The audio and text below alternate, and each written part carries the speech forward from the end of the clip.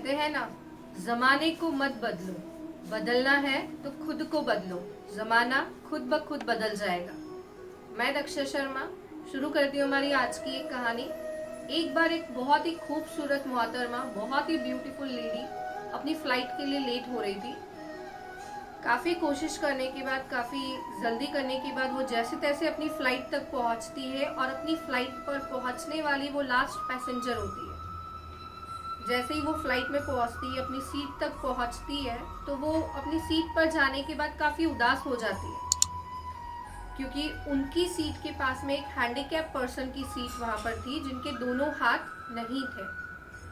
वो मोहतरमा जो बहुत ही ब्यूटीफुल थी, वो एयर होस्टेस को बुलाती है और कहती है कि मैम, मैं इन पैसेंजर के साथ में ट्रैवल नहीं कर सकती, क्योंकि ये हैंडीकैप्ड है और मैं ऐसे इंसान के साथ में ट्रैवल नहीं कर सकती।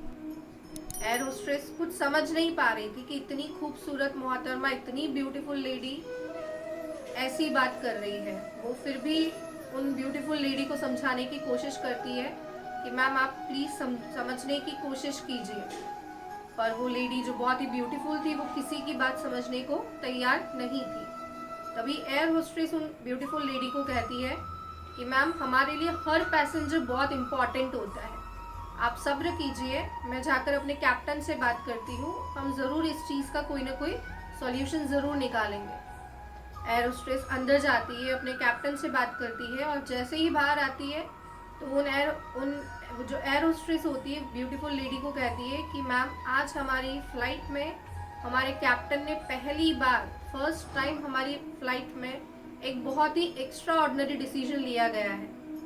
आज पहली बार ऐसा होगा कि हम किसी पर्सन को जो इकोनॉमी क्लास में बैठा है, उसे हम बिजनेस क्लास में शिफ्ट करने वाले हैं। ये सुनकर जो बहुत ही खूबसूरत मोहतरमा थी, वो काफ़ी खुश होती है कि फाइनली इन लोगों ने आखिर मेरी बात सुनी।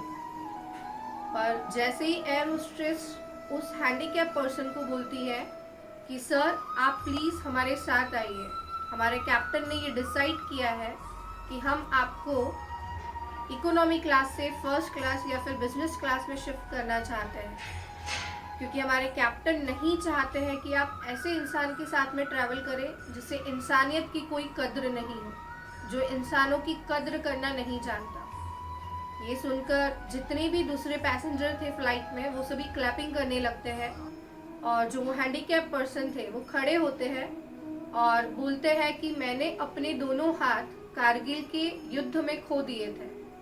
जब मैं इन खूबसूरत मोहतरमा की बात सुन रहा था, तो मुझे काफ़ी दुख हुआ था कि हमने कैसे इंसानों के लिए अपनी जान तक हम देने के लिए तैयार थे।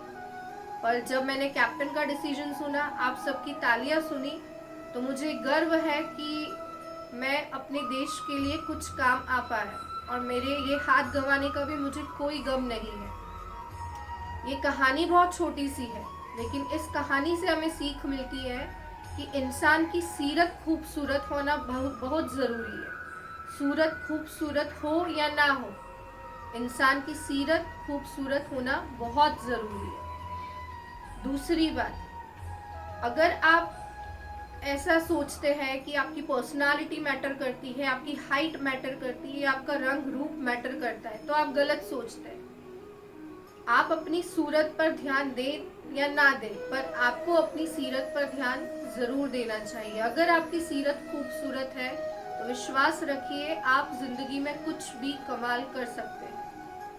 आज के लिए इतना ही। आपको ये कहानी कैसी लगी, कमेंट करके ज़रूर बताइए। आप कमेंट में ये भी बता सकते हैं कि आप किस टाइप की कहानियाँ सुनना चाहते हैं। Please like, share and support my new YouTube channel. जल्दी आप सभी के साथ मिलूंगी अपनी एक नई कहानी के साथ में। तब तक के लिए शुक्रिया।